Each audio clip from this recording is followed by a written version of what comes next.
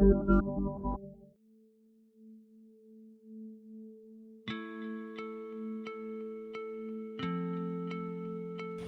man of war to a man of peace.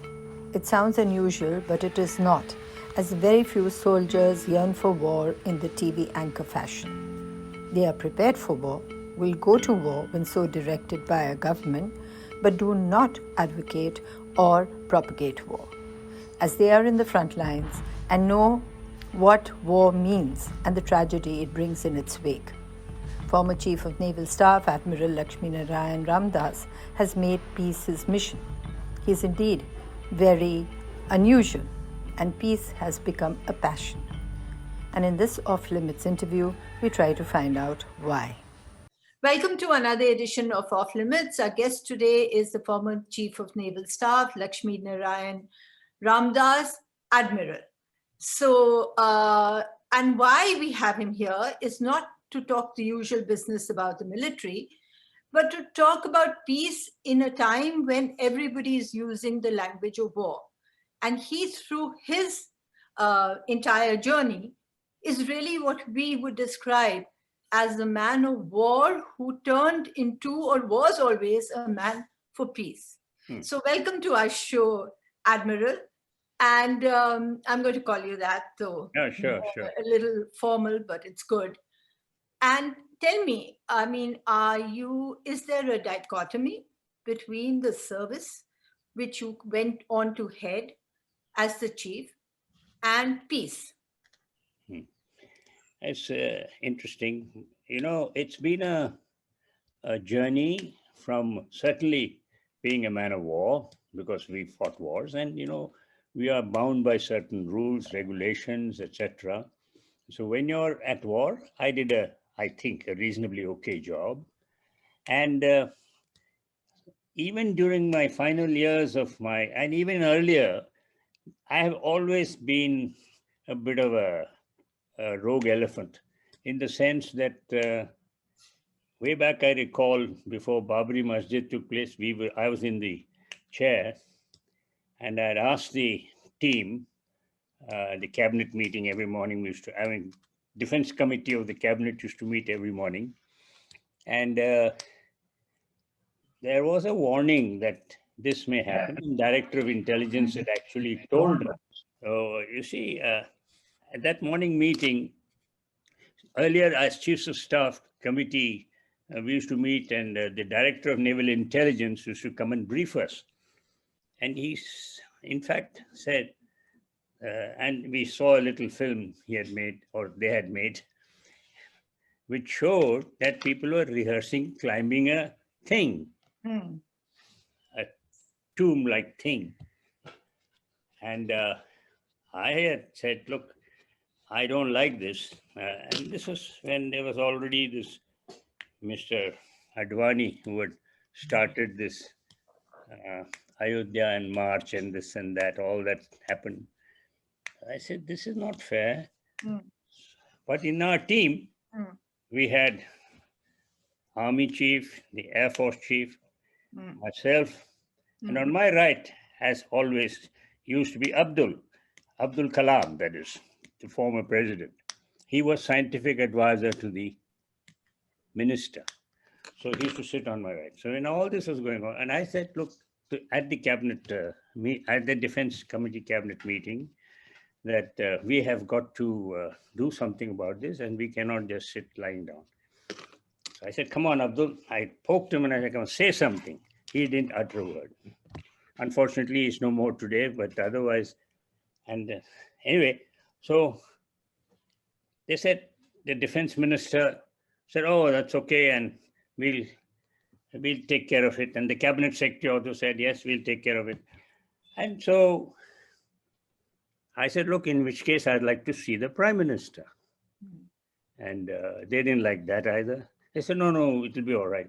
Because the chief minister of UP had kept on saying that, nahi, kuch nahi hoega, hum yahan pe hain, ye hai, wo hai. 7-8 दिन निकल गए थे. So I was feeling uncomfortable. I made a point of this. I said, no, we have to do something about it. Anyhow, हुकुम तो वो करते हैं ना, So they decided to believe, or pretended to believe, the chief minister. I forget his name now. Anyway. I was going to ask you that. Anyway, whatever. No, I will get the name. It's somewhere, stuck. Okay. He promised them that nothing will happen, etc. But in the event, things did happen. And of course, it's a long story. I don't have to repeat all that. That's well known what all happened. And so I felt pretty, upset about the whole thing. And towards the end of my time as the chief, which is quite a long way back, it was 1993, I was finishing my tenure in September. So just a couple of months before that, we held I said we must have a seminar, and it was called, oh dear. Doesn't matter. Carry on. Anyway, I'll give to a seminar. And we had said at that time that this, what he had actually asked was not true. And so at that time, during the seminar, I said, we must have an area of friendship in the Indian Ocean. And I had invited to that team of people, delegates. I'd asked India, of course, was there, represented by a valedictory address was given by me, an opening address by the defense minister. We had all the neighboring countries, India, Pakistan, Pakistan, those days, Pakistan, there was no eastern side at all. It was Pakistan. And then China, we had all other countries in the neighborhood. And they all came to this talk, to the seminar. It was a very nice thing. And in the evening, we all met in our home. I had organized a sort of a dinner, which my worthy wife helped me in doing that. And we had a very nice evening, and etc. And the former foreign minister of Pakistan was there, and then there was one or two others. So what I'm trying to say is that we wanted friendship in the Indian Ocean region. And I even went on to say, we must have an Indian Ocean Panchayat, an ocean panchayat. No, but then you have traveled a long way. You're talking at the end of your tenure about having a panchayat, a friendship, Indian Ocean Panchayat. But this is a major event. You were there in 71, and you had also been on the INS Piaz, which was in a very military role, and in an aggressive role. So what happened to make you change it? Is it experience? Is it? Well, I'm telling you, a transition was already coming. There, the rather unfortunate, as I told you, that incident of what happened, and soon after the masjid falling, one could see that there was a slight, and I didn't quite like it myself personally. And that was one of those reasons that I said, well, once I do retire, and I'll do my best even when I'm still in service to do what I can. But when I do retire, that was something which I will make sure, because we had fought 3 wars by the time I had finished. And 2 were in fact with concerning Pakistan. And 1 more happened much later. I won't, Kargil happened, to be very honest, not in my time. So there were 3 wars we fought with them. And at the end of the day, we found, as we find now, which I've been seeing myself, we have in fact gone backwards from where we were. In the good old days, many people fought with us. I had shipmates who had mainly very nice people, but Muslims, and the 47. So one of the issues, I've also grown up in cantonments, and while I've always felt, even as a kid, that while the world outside, my school friends and others would talk about war and nationalism and the Sure. Indian military associated with it, I always saw that there was a reluctance within the military for war. Is it that the military doesn't really want a war, but obviously that's your job? Yeah, that is more correct, because most people go for wars because that's the command instruction. So they want to obey and they will go. Most of them do, but at the same time, many feel, I would say, that they don't want to do this fighting unless they've been called upon to do it.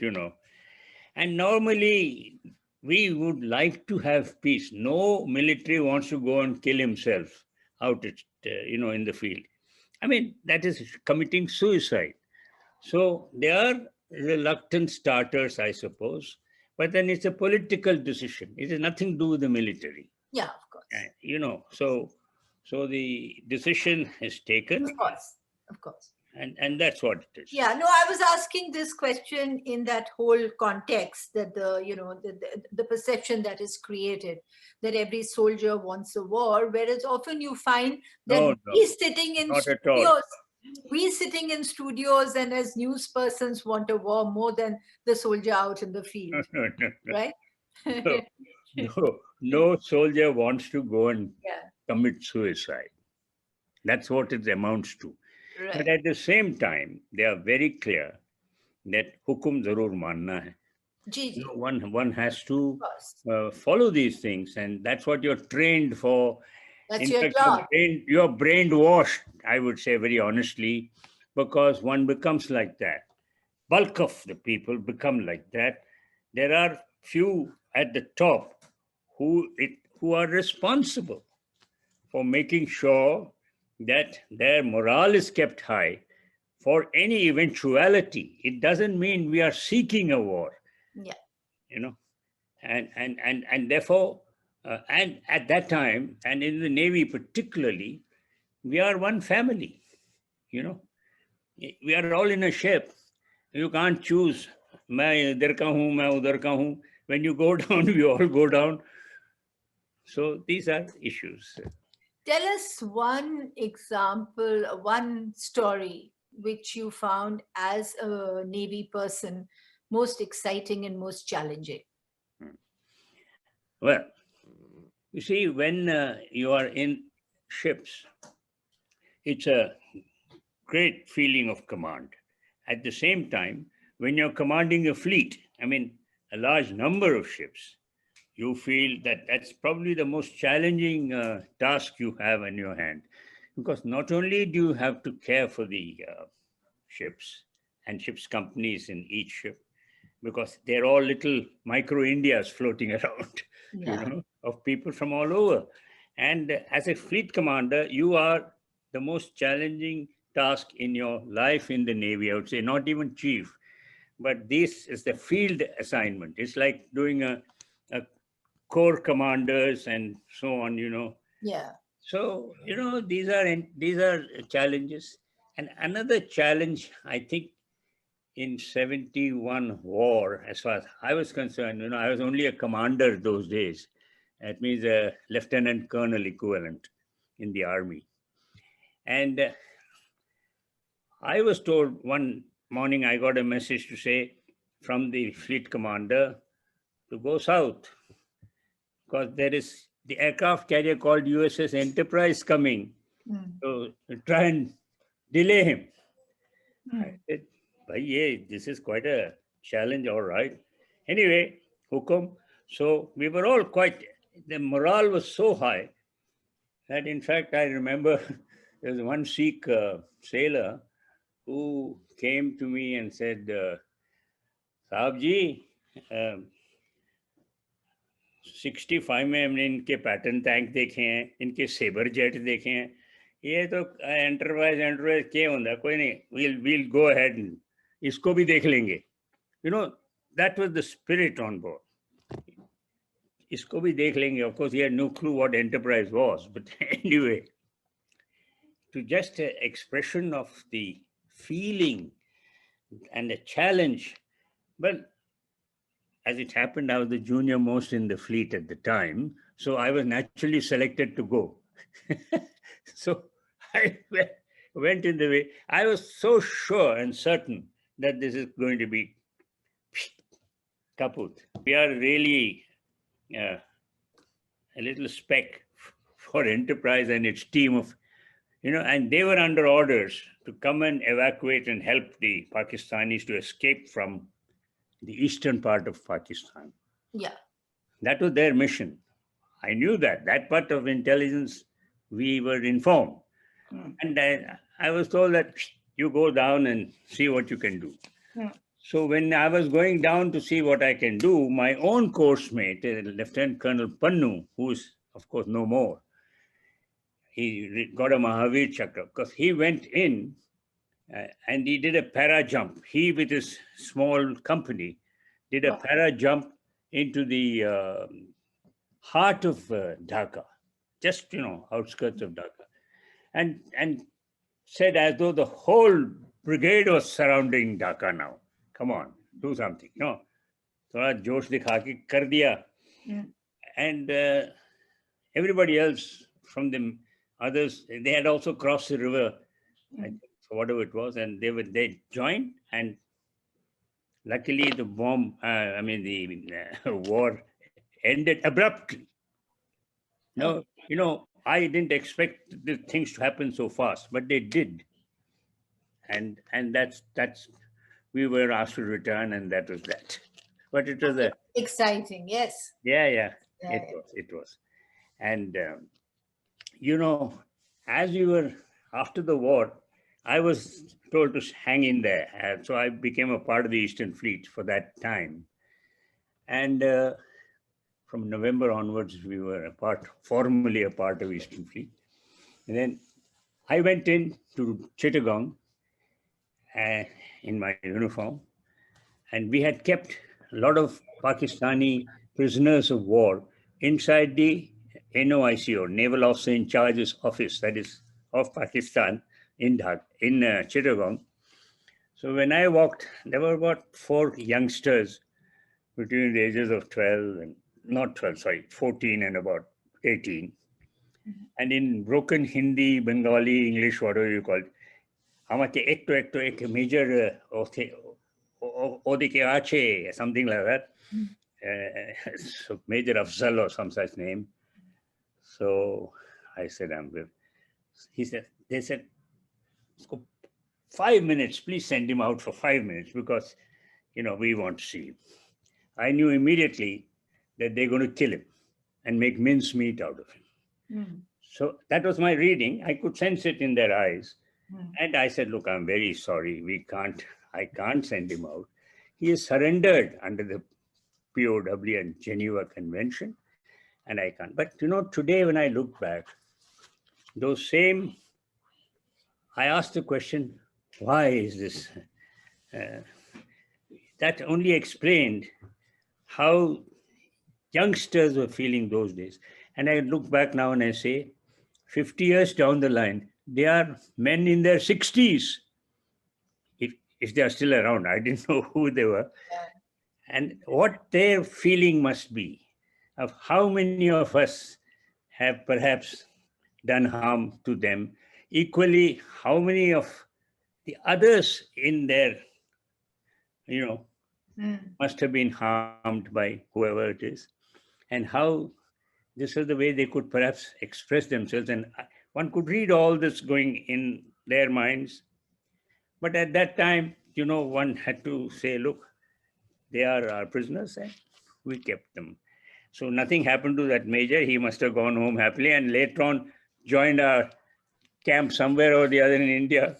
Yeah. When 93,000 of them were taken prisoners. It was probably the largest number of prisoners we had since World War II, I would say, in any country. So it was quite a... So let me just take it a little more personal. I want to make it a bit more personal. that your turnover, after you retired and you've played such a major role in India-Pakistan relations, on the peace front, even anti-nuclear, how much has your own family, including your wife, Lalita Ramdas, and your daughter, influenced you? Well, Or basically, it's you? it is inevitable that this will happen. Mm. So when there are two things close to each other, and sometimes closer than what many people may think intellectually, and getting together and discussing and talking, there are more partners. Most of the time, of course, we are fighting, but that is a good thing, because this is something which is like a debate, but sometimes it becomes a little more than a debate. But we have been now married for 60 years. Right. And so you can imagine, we have put up with each other for 60 years. Yeah. So there is bound to be a lot of interaction, a lot of, pros and cons. So, but in doing so, Yeah. you sort of placed yourself a little outside what is considered the mainstream military retired opinion, or did you feel isolated? Did you feel alone, or did you feel that you have enough people within the military who think like you? I wish I could corroborate that and say yes. The answer, regrettably, is no. Mm-hmm. Because at least outwardly, what I can see. Now, for example, recently I have been saying, not only just now, for years now, and I have spoken at few places, but over these years, there has been a steady degeneration of this thought which you are expressing. And I have also felt it. And I feel sometimes I'm in a majority of one, sometimes. And this could well be due to people not exercising themselves enough, or for scared that they, especially in recent time, they may be scared of what is happening. But this is not an age to feel scared. We must all stand up and speak and say something, because there is no alternative for a bully to be put in his place by saying a few words back, because then their real worth comes out. So And peace has become inherent to you. It's become part of your doctrine. It's something that is your being now. Would you say that? Peace. absolutely, Okay. I believe in that. That there is only, much of all this can come about only by good neighborhood management. I mean, they are your closest neighbors, whoever they are, whether it's Sri Lanka, whether it's the now Bangladesh, or whether it's Pakistan, or Nepal, or China. They're all our neighbors. For 7,000 years history, which both China and India have had together, we have never fought wars. Never. Even today, they say there's no war. There's only some abhi boundary bana diya. But then this is the job of the British. They're very fond of drawing lines. They have drawn lines everywhere. All over the world, you have a look, in Lebanon, Everywhere. Absolutely. everywhere. Everywhere. They are very good at drawing lines and sitting in a cool comfort of some room. Yeah. No, that may be okay then, not for us. Right. So, in this whole, the logical conclusion, or the path, not the conclusion, but the logical path when you talk of peace, is also the Armed Forces Special Act, right? Now, that's something which the military has, or the army has fought for it continuously, even very, very sober generals, good guys, but they feel that's the only way they can protect their guys. No, I think I'm glad you brought this up, because I was going to Because- mention this. Hmm. There's a thing called the Armed Forces Special Powers Act. Hmm. I have been a dead against this for now over two to 2.5 decades. Any military act, or any intervention, or any job a military does, is usually aid to civil power, aid to civil power in a democracy, as we understand it, as our constitution says. And that is for a limited period, for limited inter, failure of the civil authority to maintain law and order. Simple as that. But you cannot have an act like this, as it is being done in one part of India, which we claim to be India, all right. These things are there for over 50 years. It's ridiculous. And continuously, more or less. They must have a time limit, and they must have an area where they are used. It's not all over a state. You have armed forces. And having got used to this for so many years, there is a tendency amongst the forge, because you can't have an officer everywhere. There are other ranks, somebody else in various portions, and they use this freely, and it is very dangerous. Recently, we had in Nagaland, those coal miners, as they were coming up, about 14, 15 of them were, I think, shot just because they were coming out, boarded a bus. Then we realized that they were all, they might have thought that they are something or the other, terrorists. It's a humbug, bogus. I mean, I don't think these things are valid anymore, and we cannot have this law in perpetuity. We have got enough laws, restrictions. Anybody who's guilty can be brought to book. You can use the conventional existing rules and regulations, the country's laws, to punish anybody who's a criminal, to investigate him or her, as the case may be, for whatever it is. You can't just condemn a whole lot of people. It doesn't make any sense to me. If it's okay in this part of the country, it should be okay in other part of the country also. And the police must do their job. If they are not doing their job and not maintaining law and order, then there is some problem. We need to look at it. But you can't this, ask me. Pardon? No, Sorry. but this, ASPA has it comes into play as a consequence. Right now, let's take the Nagaland incident, which you referred to. When they shot those boys and young people coming back, they did that because, one, they had wrong intelligence, and two, they were trigger happy.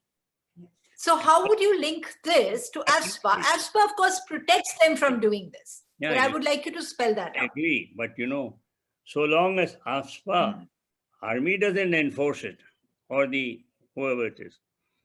But when you go as an aid to civil power, which is all a political decision, it has nothing to do with the armed forces. Even the police is supposed, that is their regular job, to maintain law and order. And anybody who is a criminal or commits a crime, he is supposed to be brought through an FIR, usual thing. Yes. And if there's something else, you have to follow that. And we've got enough rules in the Army Act to pakdo them and say, what the hell are you doing? But you can't just leave them on their own and say, right, enjoy your duck shoot. Yeah, but the argument, Admiral, that one has heard from the military side about in favor of AFSPA, one part of it you've just said, that we do not want this job. This is a job that is given to us through the political decision. We are here to fight a war. We are not here to control insurgency or your law and order issues. And if you are posting us there, then you better protect us. How do you respond to that? That is the argument. Yeah. The business of protection, there's enough and more protection there. That's it. In the laws of the land, there's enough and more protection.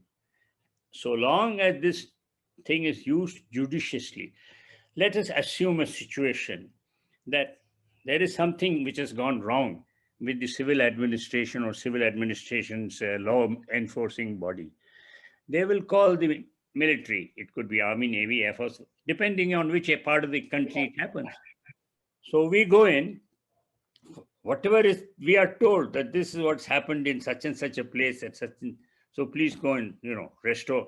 So we bring things back into some kind of shape because we have no favorites to play with, and because we are apolitical, quote unquote, supposed to be, and so we go and do that. Straightforward. But I don't agree, because what happens is this way, as you rightly said, they become very trigger happy. They can. And there is no officer, anybody all the time. And everybody thinks, top downwards, that ये तो अच्छी जगह है, आके जरा practice करो थोड़ा बहुत. Thank you so much for giving us this time and for taking us a little bit through your journey into the world of peace. Yeah. Thank you. Yeah. A man of peace and a man of war, both embodied in the same person. Is it possible? Yes, it is possible. So that you can fight wars, you can defend your country, you can stand up for the flag, stand up for the state and the president. But at the same time, you know that war is not something to be condoned. War and hate is not something to be embraced, but that they always remain in that position against humanity. The military person, the military officer, and Admiral Ramdas is not the first I have met. Most of the generals and other senior officers who have seen war and soldiers who have seen war have always embraced peace. In that context, of course, we also have discussed the Special Powers Act, and which is now you find that entire Northeast is coming together, even in states ruled by regional parties in alliance with the BJP, to withdraw this act. Iram Sharmila spent long years fighting and on a hunger strike for the repeal of AFSPA. It has been used against people in Jammu and Kashmir and the Northeast. And as the Admiral here has said, you don't need it, or if you need it, you impose it. You don't have to cover entire states with it. You can use it in certain areas by calling them a disturbed area. And it is not an act that should give complete impunity to the armed forces for the maintenance of law and order and for jobs that the police is supposed to do. Thank you.